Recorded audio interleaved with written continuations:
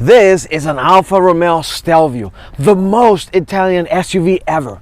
Today, I borrowed this car from a friend here in Orlando, Florida to show you why I think this is a good thing, but also a bad one.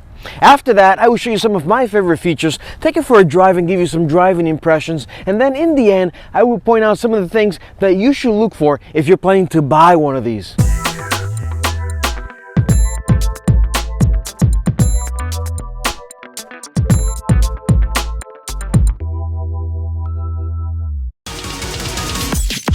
This video is sponsored by our friends at Refinement Auto.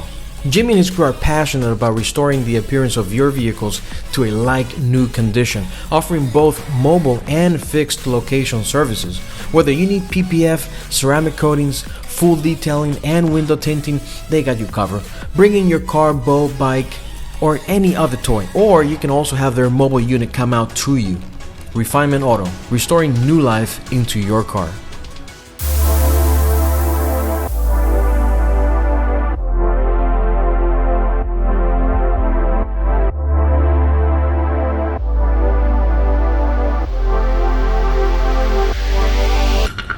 The Stelvio was born from a rich pedigree of Italian automotive heritage that stretches back more than a century. Alfa Romeo, a name synonymous with passion and performance, has always been known for producing cars that stir the soul. Even Enzo Ferrari himself was a driver for Alfa Romeo before he was Mr. Ferrari. The Stelvio here was named after the iconic Stelvio Pass in the Italian Alps, but can it handle the curves? We'll find out. After a long absence from the States, Alfa Romeo returned to us with a very special car, the 4C, a magnificent two-seater sports car with a carbon top and beautiful looks. That was followed by the Giulia, a four-door sedan that when configured with the Quadrifoglio package can leave you breathless. But we all know the SUV addiction in this country is worse than fentanyl. So if Alfa wants to survive this time, they have to please the addicts.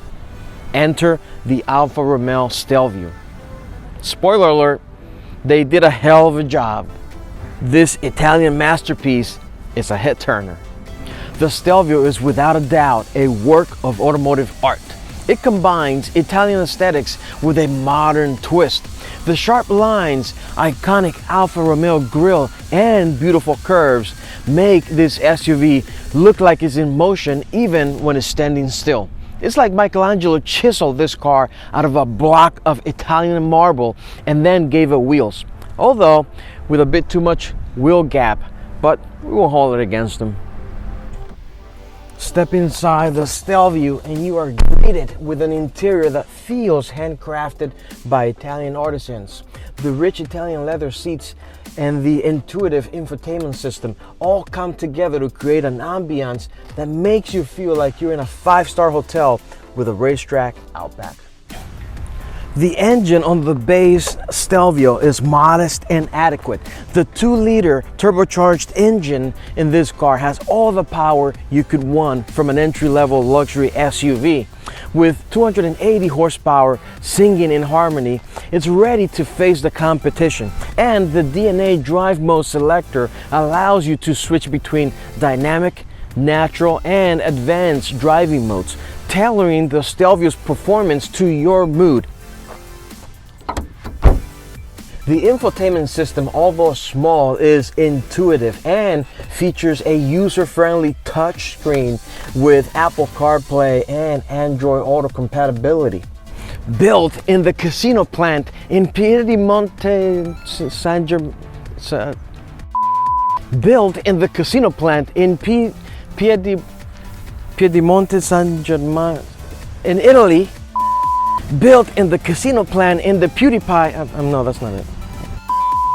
Built in the casino plant in Piedimonte San Germano in Lazio, Italy, the Alfa Romeo Stelvio is an SUV that embodies the spirit of Italian automotive craftsmanship. It's a blend of luxury, power, style that sets your heart racing from the moment you lay your eyes on it. If you're looking for a vehicle that's as thrilling to drive as it is to look at, the Stelvio may just be the car for you. Bellissimo! And now to go over my favorite features. You know what, guys? I was hoping that this car would be riddled with all Italian nuisances, but it isn't. So I guess I'm gonna focus on the most Italian thing about it, which is the design. You can see the Alfa Romeo triangle grille here, which is just gorgeous and very appealing, very identifiable as an Alfa Romeo. As far as the rest of the car, I guess the Fiat group got a lot of involvement from all the other brands under its umbrella to kind of like engineer things out, because I was hoping to find a lot more, you know, Italian flavor stuff in this car, but there isn't. It's pretty standard. Inside the Stelvio, you will find that the layout, the configuration, the settings are pretty standard with a lot of the other vehicles you will find. This is very German. This is what BMW has been using for a long time. Same with the climate controls and the layout. It's very intuitive. It all works very well. I was just hoping it would be more Italian.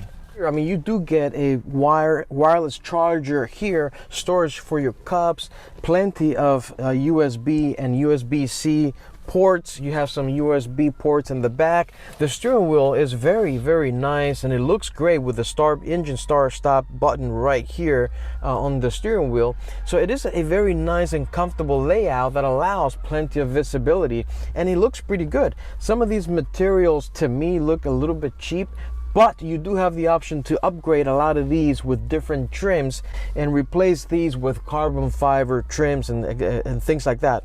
Everything else in this car is where you will expect it to be in a German or Japanese car. You have a lot of your controls right here on the steering wheel, the Windows controls here, seat memory, lights, climate control, and then your driving modes here. I do love the Alfa Romeo badge here, stamped in the leather itself. It is a very nice touch. Another one of my favorite features lies right down here in the engine bay, which I'm surprised that it is actually one of my favorite features. The engine itself, the programming, the behavior, especially for a 4-cylinder, it's pretty good. This is a 4-cylinder 2-liter turbocharged engine, and it's the GME T4 engine that's shared with many other vehicles under the Fiat umbrella. But I gotta say, it feels pretty good in this car. I can't even imagine driving the Quadrifoglio with the V6 twin turbo. That's got to be sensational. Another one of my favorite features is also the wheels. These 4 standard wheels look fantastic with the Alfa Romeo badge right here in the center. And then if we go around the back here, I also like the look around the back. Now these exhaust tips, the outer piece is fake. It's an oversized tip, and then you can see on the inside the actual exhaust pipe within. And now for my favorite part, let's go for a drive.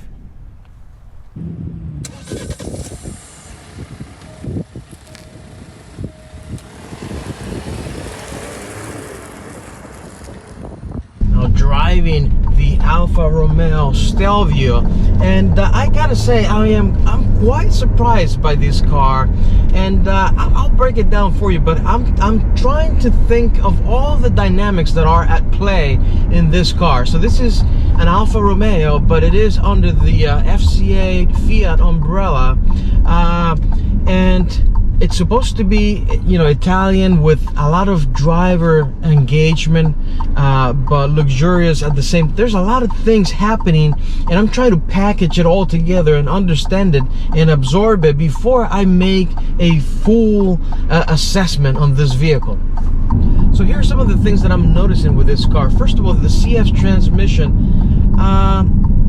does not, in certain occasions, seem to handle and behave as a CF transmission normally would. I am surprised, however, by the engine in this car. It is very responsive and very torquey, and it gets moving quite quickly. I mean, this is a much lighter car than the competitors at right around 3,700 pounds. Combined with that engine and the CF transmission, it definitely feels very responsive and sporty. Everything is where you would expect it to be. All the controls are within reach, visibility is great, and it's very easy to find a comfortable spot in this vehicle. The driving modes are very accentuated. You can feel the difference between dynamic, natural, and all-wheel drive. There are no paddle shifters on this model. You have to use the shifter right here to manually shift your gears. You have to upgrade to the Quadrifoglio version to get those beautiful aluminum paddle shifters. Handling is certainly where the Stelvio shines above all other competitors. Turn in and steering response in these cars is phenomenal. You feel like you're driving a regular sports car. I mean, it literally takes nothing. You just turn that steering wheel a little bit and it just goes there and it turns in perfectly. It is very apparent that Alfa focused on driving dynamics above all else. And so because of all these different dynamics at play, I think they've been able to create a vehicle that applies to a very specific subset of people that are just looking for something that is very sporty, not as luxurious. And I think the market also is responding to that. The sales numbers for the Stelvio hasn't been class leading, to say the least, but I think that for the few that are passionate about driving, the Stelvio as a package can really deliver a spectacular driving experience.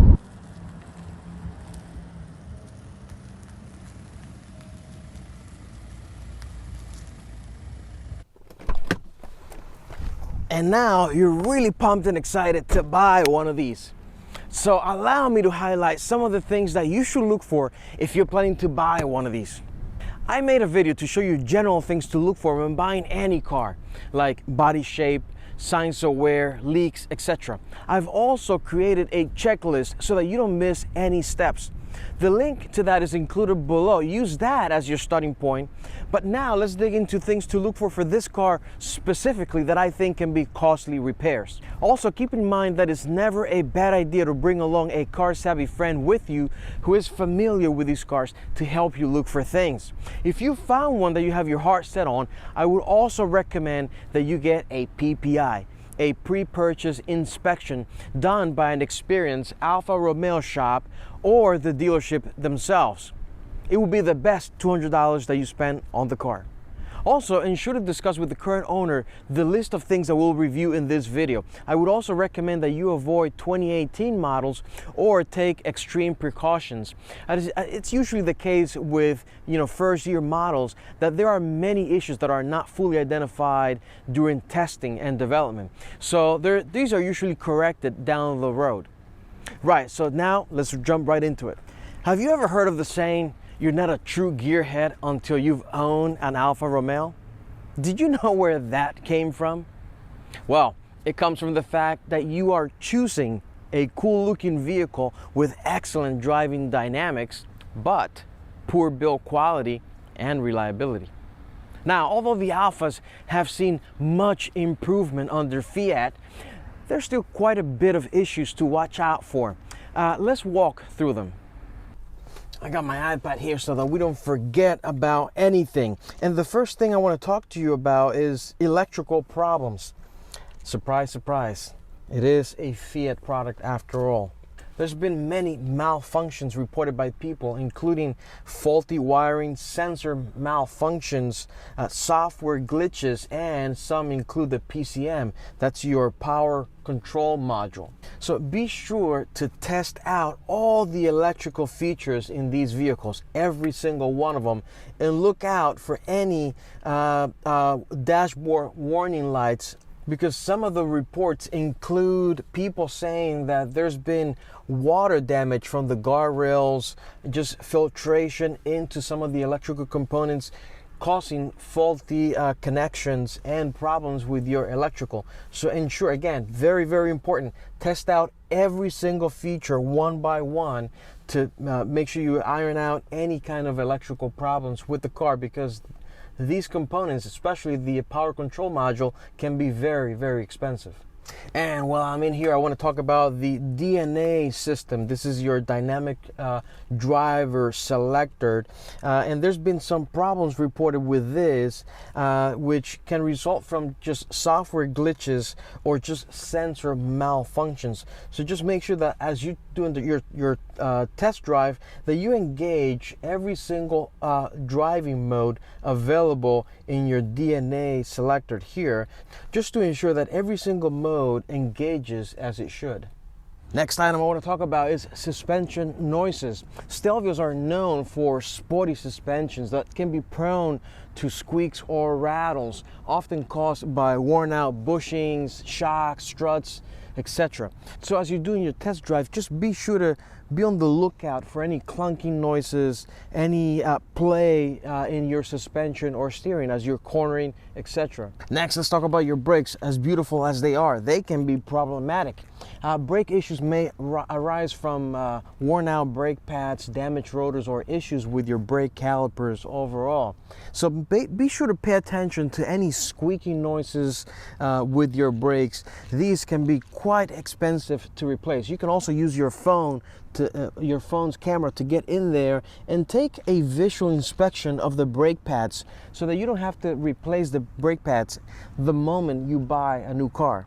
And while I'm here, let's talk about the transmission, which should be right in this area. These cars are equipped with the ZF 8-speed transmission, which are almost bulletproof. However, transmission problems may occur due to low transmission fluid level, sensor failures, or mechanical issues. So be on the lookout for any clunking noises, any sort of like non-smooth operation of the transmission, or any lights on your dashboard that can indicate a problem with your transmission. Now, talking about the engine, surprisingly, these are pretty good engines as long as you maintain them well. There's a few things I want to point out here that has to do with engine and cooling. Let's start with cooling. Make sure that you look around the engine bay for coolant leaks. These cars are prone to leaking, which could include the replacement of the radiator itself, but also, more importantly, it could be a signal of damage to your engine because it overheated. So be sure to look for pink coolant leaks around the radiator, the hoses. Follow the lines around, look underneath, and pay attention to the level of your coolant here in both reservoirs, just to make sure that it is consistent. Also in here, look for your belts. Make sure that you don't have worn out or damaged belts. Sometimes the dealerships will not cover any repairs, even if it's under the warranty, if you have not properly maintained the vehicle. Now, the other thing I want to point out is turbocharger leaks right around this area. Look for also coolant leaks around the turbo hose here. There's a water line that goes to cool your turbo. Look for that same pink solution around here, and then also look for oil leaks in this area as well. Proper maintenance of these engines is crucial to the health of the engine. Many people sometimes do not properly change the oil on these engines, which causes piston rings problems and other bearing issues and things like that. So be sure to review the service records, the maintenance records on these engines before you do anything with buying any one of these cars. The Stelvio has had several recalls for issues including contaminated brake fluid, electrical malfunctions, engine misfires causing heat damage, or coolant leaks, the adaptive cruise control that could fail to turn off, and more.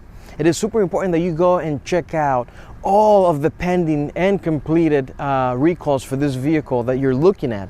And the best option to find out recall information is to go to your manufacturer's website, which I've linked below. Now remember that this is an FCA product, so the website is under Mopar, not Alfa Romeo. In the US, you can also visit the National Highway Traffic Safety Administration.